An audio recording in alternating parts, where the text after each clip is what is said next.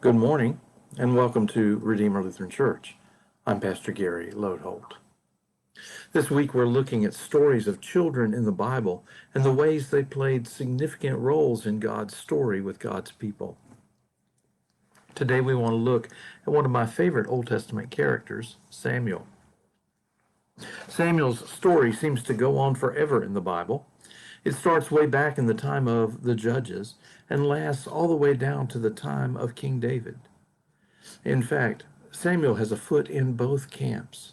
He is considered the last of the judges who came before him and the first of the prophets who came after him.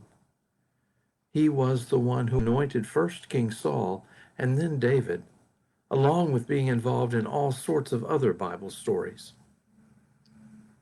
But his story really starts with Elkanah and Hannah.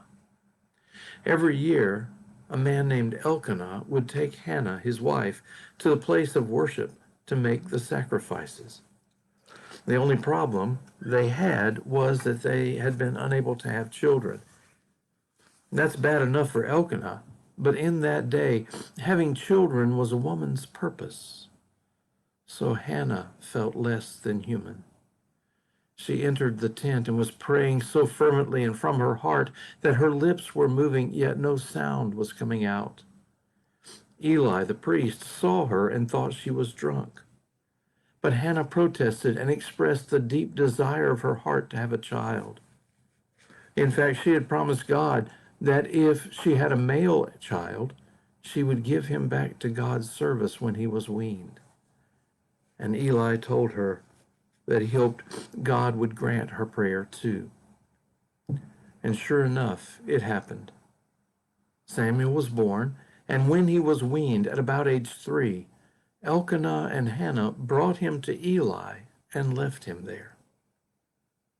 Now, whenever I tell this story, I always pause right there to mention that if you happen to have a 3-year-old, don't bring him to the church and expect to leave him with me. Nevertheless, Samuel was raised in the tent of the Lord, near the Ark of the Covenant. Now it happened that Eli, the chief priest, had some sons who were abusing their position. They were demanding excessive offerings from people and then keeping the best of everything for themselves and for their families. And while Eli didn't necessarily condone it, he also didn't do anything to stop them either. One night, while Samuel was still a boy, he heard his name called, and he jumped up from his bed to see what Eli wanted. Eli said, "I didn't call you. Go back to bed." Then it happened again, just the same way. Finally, the third time it happened. When it did, Eli perceived that God was calling to Samuel and told him to answer, "Speak, Lord, for I am listening." And God did. But the message was not a good one. God told Samuel that the house of Eli was going to be overthrown because of the corruption, and that one day Samuel would speak for God. In the morning, Eli demanded to know what God had said, and although he didn't want to say it, Samuel told Eli the message God had given him, how Eli and his descendants would be wiped away.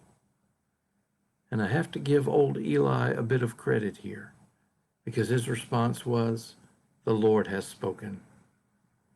Sure enough, it wasn't long before Eli and his sons all died, and eventually Samuel rose to be the voice of God to the nation, just like God had said. And I think from Samuel we learn a couple of things. I think we learn that you are never too young to serve God.